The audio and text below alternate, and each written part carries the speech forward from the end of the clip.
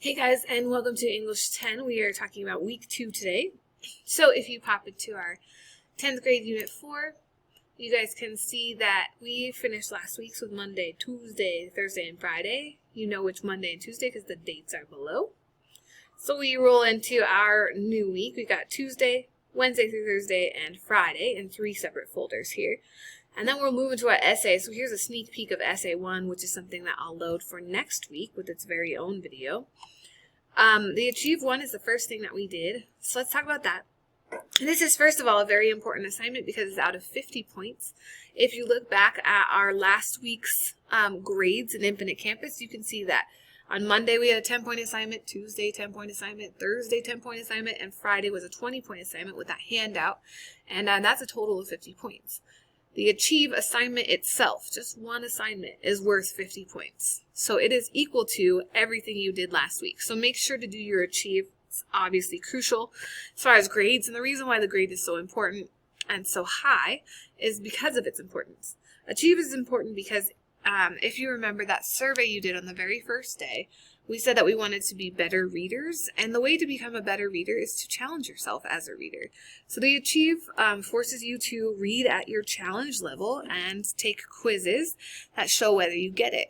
Now, you're going to do that quiz carefully if you're paying close attention, and if you're paying close attention and doing the quiz carefully, you actually get better at reading.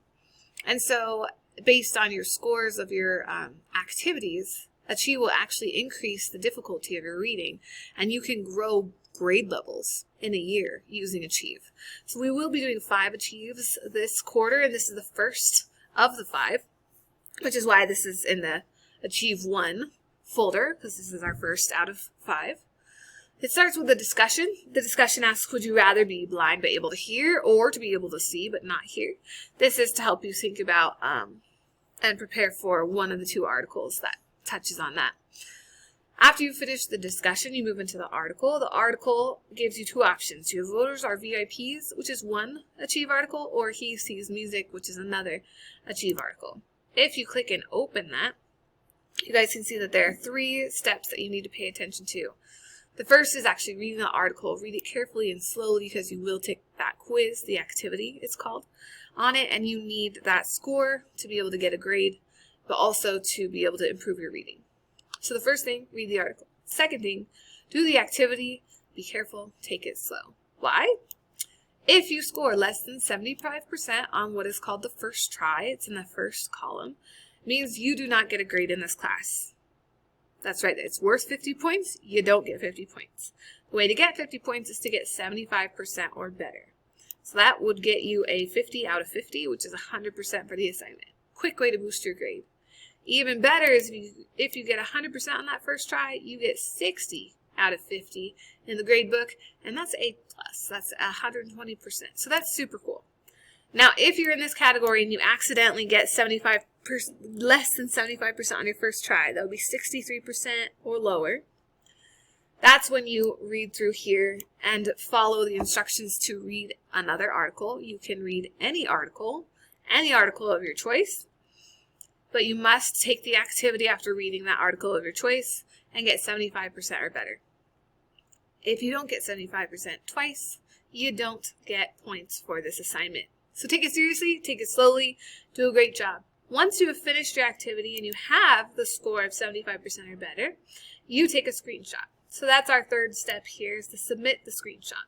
Here are instructions specifically for how to do that. What it looks like is if you can't see the screen, you Control+, press those 2 keys, Control+. That will make your screen larger, like mine just did. You can see that if you click Control and the Show Screen button on your Chromebook, it will take a screenshot of your entire screen. Your entire screen then needs to include the activity score, right? And your grade will show up here. And your name will show up here. Those are the things that you need to get your credit for that assignment.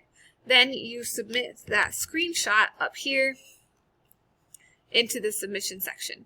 So you can do that by opening the submissions. In that first tab there's a little icon that looks like files. You click that and you upload it. So that's how you get this done. Moving on from that Achieve, The last thing in that folder is what to do when you're done with the Achieve. If you have extra time, catch up on missed work. That was the main thing that needed to get accomplished that day.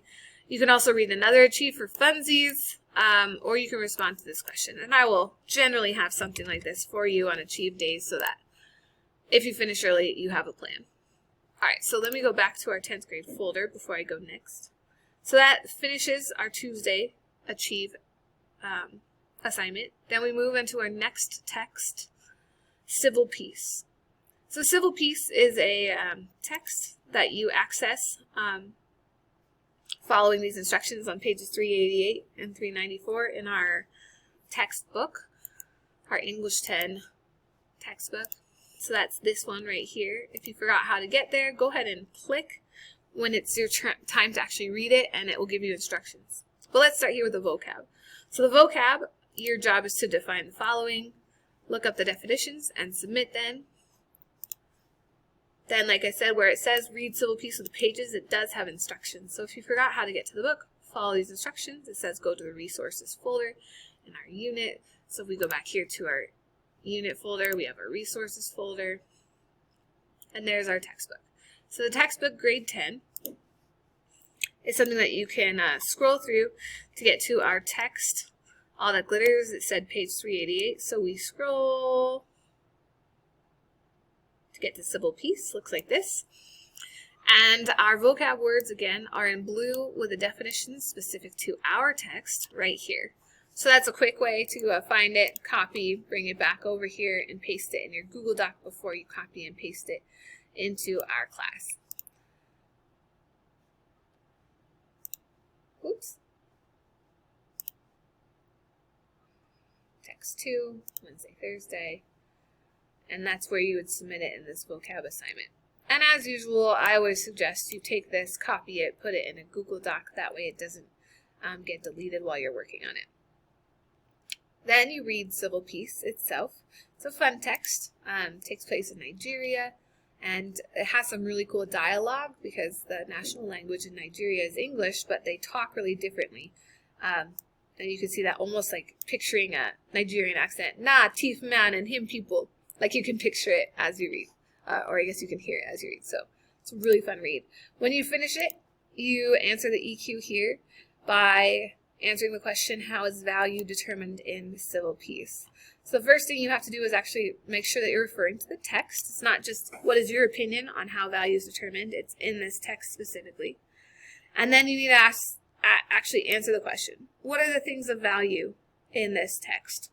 What didn't have value, what does have value, and how are those things shown? Those are the kinds of things you'll want to bring up here.